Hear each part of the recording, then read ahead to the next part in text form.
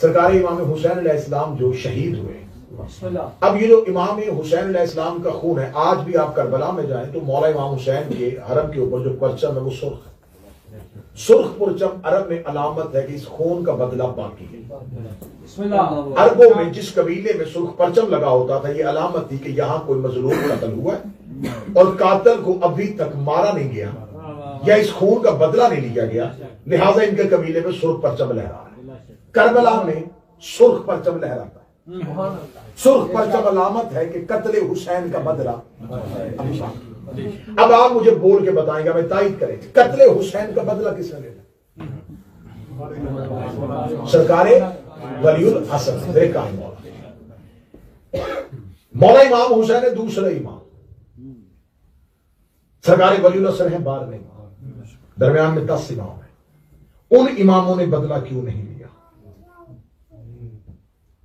اگر یہ بدلہ امام ہی نے لینا تھا تو مولا امام حسین کے بعد مولا امام سجاد امام بھی تھے، بیٹے بھی تھے، انہوں نے بدلہ کیوں نہیں لیا؟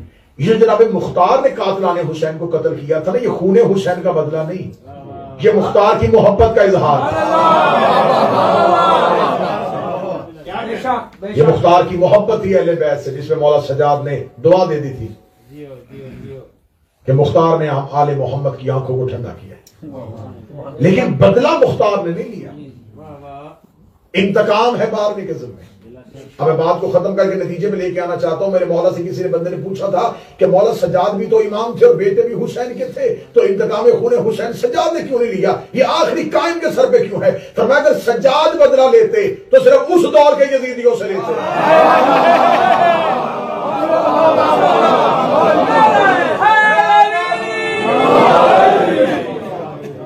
اگر اب میں نے محنت کی ہے، اتنی محنت کر کے ایک ایک بات آپ کے ذہن میں بٹھائی ہے، اب اس بات کو ضائع نہ کرنا۔